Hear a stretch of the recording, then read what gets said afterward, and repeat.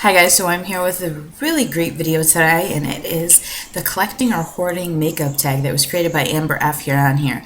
I will direct link her video below, and you definitely should check it out. Amber is amazing content creator on here, and she is, a project planner and really focused on that declutter that kind of is the trend in our community right now, which is so awesome because I didn't really participate in Project Pan specifically, but I've been empties focused, which is just general emptying with no, goals, just use everything for a while. And there's literally like 90 videos, I think, of empties on my channel, maybe more.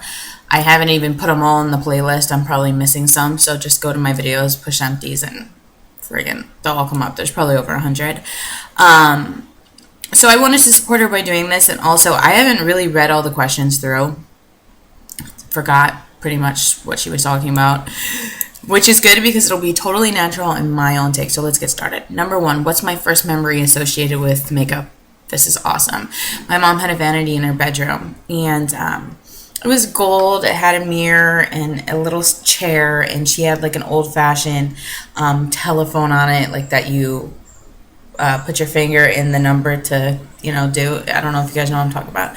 She had very like gold hand mirrors and stuff, which I have now, and stuff like that. And she had a gold lipstick that was gold plated. It was very specialty. And she also had, back in the day, I think it's Revlon. It was a cream colored packaging, and it was kind of like charaded, like grooved, I guess you could say. And when you open it, it was silver, and she had this red lipstick, and she always left it right there. I don't remember her wearing it a lot, but it just sat there. And her vanity was right on the inside of the door, so you walk in, it was right there. So when I was a kid, I would sneak in that room, push the chair back, sit down, look at myself. She had like another, the regular mirror too, and I would put the lipstick all on and loved it. I also, obviously had Play Makeup. Little Miss, I think, is the brand, but little palettes and different things like that. And also, like, honestly, I don't know if you necessarily call it makeup, but lip smackers. When I was a kid, I mean, that was like my first obsession, starting with lip products. Number two, why did I start wearing it? I think I started wearing makeup in 8th grade. I was 13. Yeah, I turned 13 and then in June, and I started 8th grade in August. And I wore like eyeshadow, eyeliner. I loved eyeliner. Like, that was my jam.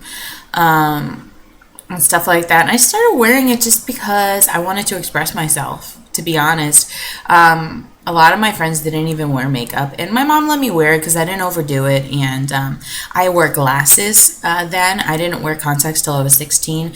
So my mom knew I kind of felt a certain way about wearing glasses, that she let me wear some stuff to accent my eyes, so I didn't feel so self-conscious about having glasses still in middle school. Next, what was my initial experience with makeup? Can I remember those first products? Okay, well, I talked to you about that lipstick, the red lipstick. I think a lot of my stuff, my mom sold Avon. So I'm more than certain that the eyeliners and stuff that I was using was Avon. And I used Jane Cosmetics stuff a lot. But I can't remember exactly what lip glosses I was using. So I do know I used Jane Cosmetics and Avon stuff. How was makeup treated by my friends and family? What's their attitude towards it? My mom, she has to put her face on. She loves putting her face on. She won't really go out of the house without it. Not crazy amount of makeup, but enough coverage. And she wears more face makeup. I don't, and maybe a little bit of eyeshadow and mascara. And now, like, the last several years, she started getting into like filling her brows. She's natural, like, dirty blonde hair. She has light brows, and she has kind of like this gapping that I do. My brows don't grow in certain spots. But hers is less noticeable, but she's gotten into using like a little spoolie and a little pencil, and it's really cute. And she loves her lipstick. She's a lipstick girl. My grandma really just wears lipstick. My other aunts don't really wear mascara. That my one aunt wears mascara and maybe a little eyeshadow. My other aunts don't wear makeup at all, and a lot of my cousins don't wear makeup at all. So it's all over the place. What was the first product that I purchased that really got me excited and inspired to want to learn everything I could about makeup? Honestly, I wish I would have grabbed it. It was long after I started using makeup. 13 would have been 1998. So we're talking 17 years ago. 17 years ago, 14 years ago. That's not right. 13, 17 years ago. Yeah. I'm 30. But my excitement for really loving beauty products came in, I guess, 2003 or 4. I graduated in 2003, and I got an Urban Decay wallpaper palette. It was like that pink and purpley, florally kind of thing, and I love Urban Decay. I mean, if I had to name something that I love the most, any brand, Urban Decay. Urban Decay is the most sold brand at Sephora, and there's a reason for it. They have great marketing and great products, and I've always been excited about their products. You know, I have had the Book of Shadows #4. Their packaging is so amazing, and you know, the Naked palette I literally have used since January, receiving it until now. Like almost, I'd say 90% of the time that I've done my makeup in this year. That's impactful, you know. I love their pencils. You know, the Perversion has become like one of my all-time favorite mascaras. Their Revolution lip glosses are amazing. I haven't used a ton of them, but I really love them. And even the lipstick one that I tried, I'm not a huge lipstick girl, and that was awesome as well. Obviously, Primer Potion, and I mean, I could just go on and on. So honestly, Urban Decay's wallpaper palette. How did I start watching the beauty community on YouTube? Oh boy. I started my beauty channel January 2006. Meaning in January, I will have posted beauty videos for 10 years. 10 years. And I don't even remember how I started coming on here, because I watched for a while before I did it, and I wish I could pinpoint who it was, but I really can't remember. Name the biggest influences and game changers that have affected how my makeup collection changed. Okay, I've watched, when I first started watching, of course, I watched like Dulce Candy. I watched Bethany Moda, which that was like several years ago. That she wasn't the first one then. I wasn't into a ton of the most popular people, but my all-time favorite has always been Beauty Broadcast, Emily Noel 83.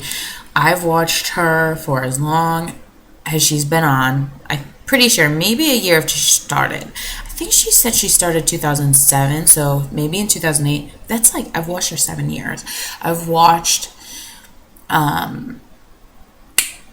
now so many. I mean, I feel like, you know, everyone inspires me on that I watch, and I wouldn't watch someone if they don't, because that's my point. And I do follow quite a few people, but I follow for different reasons and what they give me.